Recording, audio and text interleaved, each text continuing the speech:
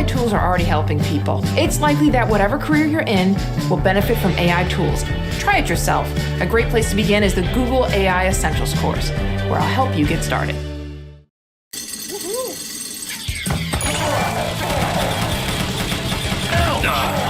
Hi! Think I'm getting PTSD. We all know what a fuse is. It's a piece of wire that melts open under high current. And, oh, let's not get burned. And when it burns, it cuts your circuit open, stopping the flow of high current and protects your circuit against fire and such. And every one of them has a different current rating depending on how much current your circuit normally needs and at what level you want them to blow open and protect your circuit. So these are short circuits with close to 0 volts across them. Then why the hell do they have voltage ratings? Like this is rated for 250 volts. It's still a short circuit. It's not like if I place it on a circuit with a 2000 volt supply, there will be 2000 volts across this. In fact, let's try it with my high voltage transformer. These transformers are very dangerous and one of them has killed me once before and we don't want that to happen to anyone else. So don't! Here is a 10 ohm resistor as my circuit series with the fuse connected to the 2000 volt transformer, and so the fuse blows open quickly, protecting my circuit like this. Oh Woo!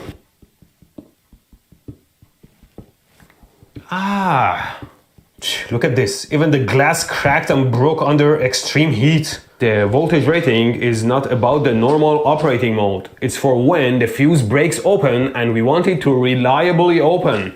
We know a strong high voltage can jump the gap, creating an arc, keeping the circuit closed, like we saw. So in order to make sure a fuse or breaker actually opens, it needs to be made differently. Otherwise the arcs never die, and that's not safe. But you could be safer using my sponsor NordVPN. Psst, listen, NordVPN has a 30-day money-back guarantee, so you can start using it for a week on your travel while still having the opportunity to use their guarantee. Although I'm sure you'll like their service so much you'll keep using it. And NordVPN will protect you on so many different fronts. It's not just a data encryption service to protect your sensitive data and connection from your computer to their so many servers around the world, which is already great, but as soon as you sign up at nordvpn.com/electroboom, it checks emails and messages and warns you about questionable links to dangerous websites that want to steal your info or install malware on your computer. It creates a mesh net so you can connect your devices remotely and securely, transfer and access unlimited files and media, and it even has a password management service and more. And of course, by connecting to a server in the country of your choice, it unblocks the websites, programs or shows in that country that are blocked in your country. So no more things are blocked in your country. NordVPN provides so many services in one shot. Use it for free for 30 days signing up at nordvpn.com/electroboom. Then you'll fall for it and keep it. Anywho, let's make a high voltage fuse. We know the longer the distance, the harder it is for high voltages to jump across it. So we need to make our fuse wire longer. We put 2 nails on a cardboard box. We put some very thin wire around the nails and we turn it on. Oh, fire! No.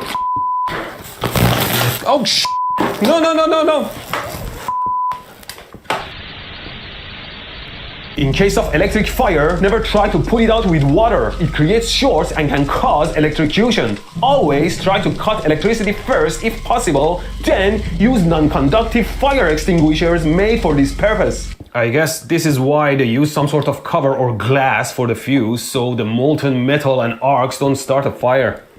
I have a plastic bottle, let's try this one. We just put the nails and the wires inside the cup. Here's my fuse, let's try it out. Here we are, and we turn it on. Oh sh**.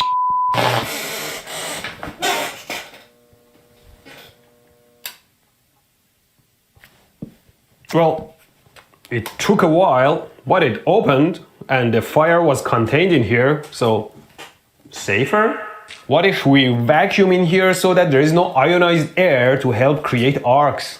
Here I'm holding my super thin piece of wire here. Put it inside our vacuum chamber. Connect the vacuum pump. Now hopefully there is some good amount of vacuum and we turn the power on.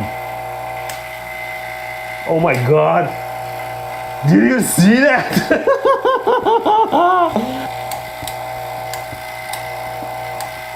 Look at this nonsense. Oh my god. Oh, that was a failure. It's easier to create much longer arcs with much lower voltage in vacuum. I suspected that, but not that much. It's interesting because under normal atmospheric pressures, the 2000 volts can only start jumping under 1 millimeter gap. But as we saw, it jumps well over 10 centimeters in partial vacuum.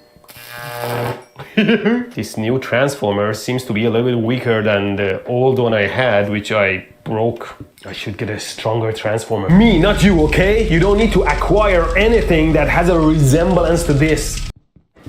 And welcome back to this US Open office plan. Miller just lobbed a message way over Jones's head using some technical Of course, after it starts, it can extend to a longer distance if the source is powerful enough.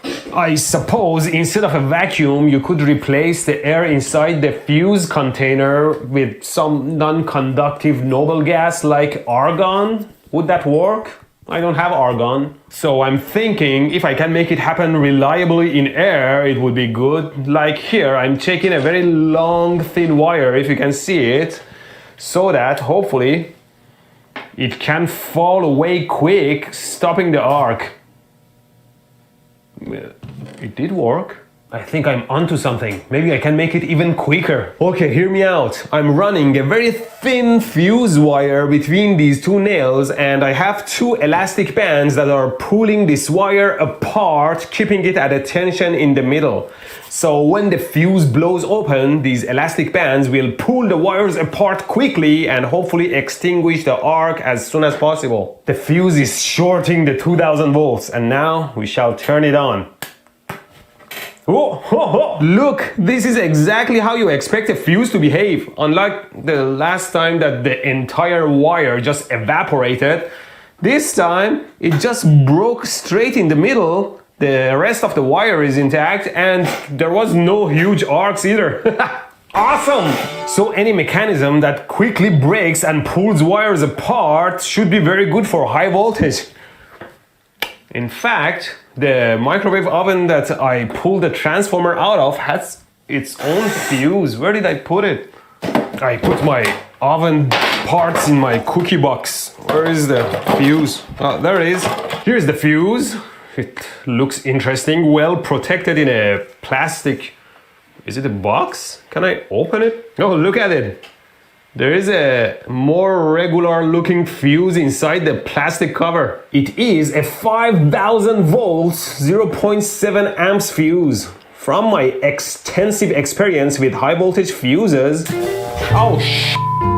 the gap doesn't look far enough to avoid big arcs. Let's try it out. But this is interesting. See, the fuse wire on one side is a spring pulled open, keeping the fuse wire under tension. So when the fuse breaks open, the spring pulls the contacts apart, eliminating the arc, like what I did with my elastic bands. Okay, the fuse now is shorting the 2000 volt output. Let's see if it works as advertised. Ooh. Well, I mean, the fuse wire is completely eradicated, including the spring and everything. Was there a point to the spring? But it's interesting. For such a small gap, there was almost no arc. Is there a special gas in there? I can't find anywhere if there is a special gas in these glass tube fuses. Somebody let me know. But in conclusion, that's why every fuse has a voltage rating. Use it outside the rated voltage and there will be death and destruction. So mind the ratings. Or else.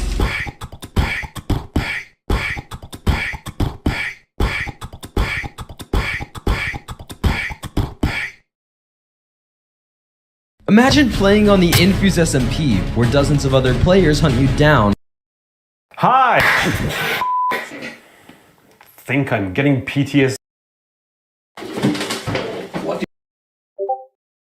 I know it's wrong, but it feels so... Shake a leg, the brainstorm's kicking off in the boardroom. No, it's... Hi! Today I'll be making a water ray gun.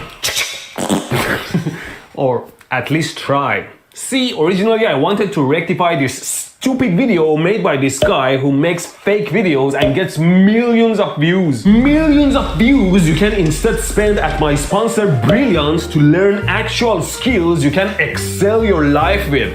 Sign up from the link in the description for free to get a 30-day free trial.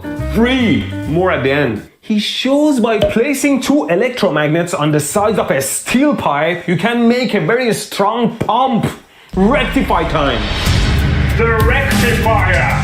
I mean, some poor farmers may see these videos and think, hey, why should I pay for an expensive pump when all I need is to slap 2 microwave oven transformers together to make a super strong pump and end up electrocuting themselves. And a lot of us content creators have to waste our times debunking this rubbish and hopefully educate more people in the process, while in fact getting more views ourselves and make some extra juicy internet money. So I guess I should be thanking these fakers. What? No! You don't teach anything by misleading people. Anyway, trying to debunk it, I wound up in a deeper educational rabbit hole. Well, the video is obviously fake because, among other things, water is not magnetic.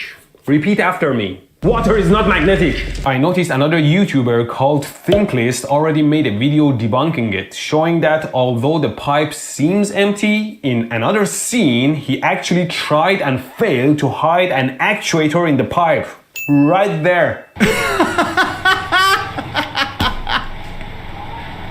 Torsion magnetic field effect! Or in this scene, he's actually hiding a powerful pump under the water and he's pushing his pipe into. Then, Thinklist mentioned something that intrigued me. There's just not enough ions inside of the water to be able to push. What do ions in the water have to do with anything? And then he mentions another effect. There is actually a way that you can move water using magnetics, and it's called magnetohydrodynamics. Magnetohydrodynamic. That's a mouthful. He doesn't explain it in details and refers us to a video made by the one and only The Action Lab. Mr. Lab actually moves water using a set of permanent magnets and running DC current through the water. So, is water magnetic? No, you can't move water with just electromagnets like that fake guy showed. The whole premise of moving water is based on the fact that impure water is conductive, like this. See resistance? Such tests with 120 volt is dangerous and can instead be done with a low voltage battery and a single LED. You can't do these tests with non-conductive pure water. The more ionized impurities are in the water, the less resistive it becomes. Now, placing a magnetic field beside the conductive water, I should be able to create eddy currents in it. Well, electric eddy, not fluid eddy. Watch my previous video on eddy current. And of course we need AC power, because without changing magnetic fields, you won't induce current anywhere. But what do we expect to happen? Let me try something first. So this is my microwave oven transformer that I modified in my previous video to make thousands of amps. I don't need this anymore. Let's hold the core with a clamp so it doesn't fall apart. And this is a sheet of steel. Now if I turn the electromagnet on and place the sheet metal on it, oh, my fuse popped. Without the top of the transformer on, the magnetic fields close through the air, which is what we want. But that significantly drops the inductance, raising the current. Anyway, I placed the sheet on first,